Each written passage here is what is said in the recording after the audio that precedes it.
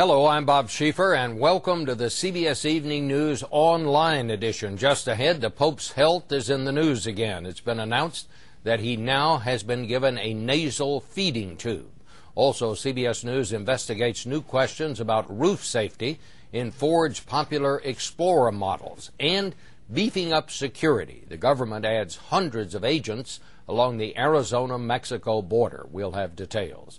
It's all starting now on the CBS Evening News online edition. The Pope made a brief appearance at his window today, but he appears to be growing weaker, and now he has been put on a feeding tube. CBS News correspondent Alan Pizzi is in Rome tonight and has the latest. The announcement that Pope John Paul II will be fed through a tube in his nose came just after he made an unexpected appearance at his window today. He tried to speak, but for the second time this week, failed. The first medical bulletin since March 10th said the tube will increase the Pope's calorie intake to help what a spokesman called his slow and progressive convalescence. The Vatican also claims John Paul II is still working, but the evidence before the faithful is less reassuring. On Easter Sunday, Mass was tinged with sadness. On the day when John Paul II usually blesses the world in 60 languages, he could not utter a single intelligible word.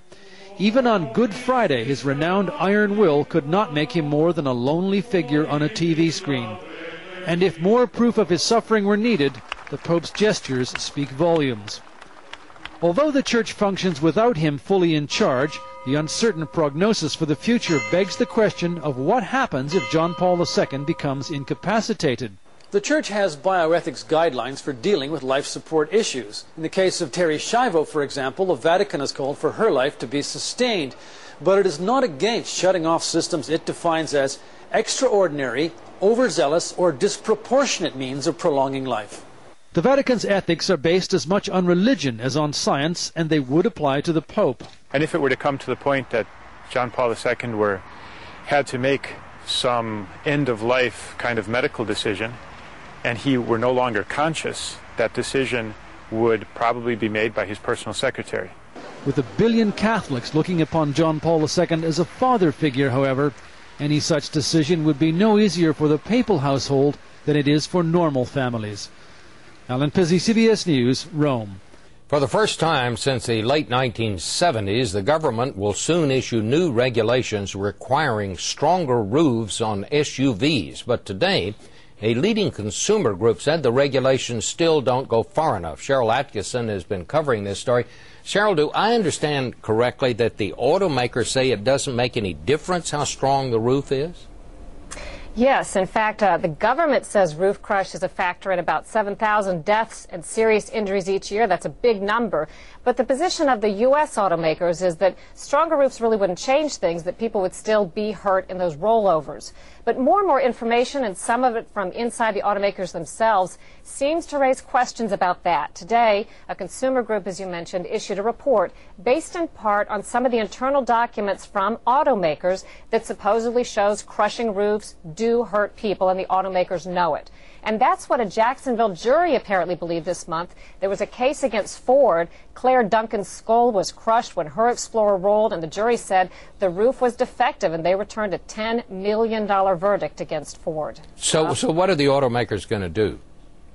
Well, Ford, for its part, says it's going to appeal that huge $10 million verdict and continues to dispute the idea that stronger roofs matter. And in general, the automakers, as I said here in the U.S., are lobbying against tougher federal standards. I might note, though, in Europe that there has been an acknowledgement among the automakers that roofs matter. So there's a dispute among the European position, which is believed by some to be safer, and the U.S. position. Okay, thank you. Thank you very much, Cheryl. Back in this country, the U.S.-Mexico border runs from the Gulf of Mexico to the Pacific. But the most popular crossing point for illegal immigrants is a stretch of desert in southern Arizona. Well, now the federal government and a private citizens group are taking some extraordinary action to try to tighten security there. Jerry Bowen has our report. As a self-appointed civilian guard prepares to start roving Arizona's border with Mexico, the Homeland Security Department said it's sending 500 more Border Patrol agents to the region to search for illegal immigrants and possible terrorists. In the post-9/11 era, as I've said, it is absolutely essential that we gain control of our border for national security reasons. Homeland Security denies the agent increase is in response to the unauthorized civilian movement, dubbed the Minuteman Project. But with the peak border crossing season about to start, there's renewed pressure for the government to do something.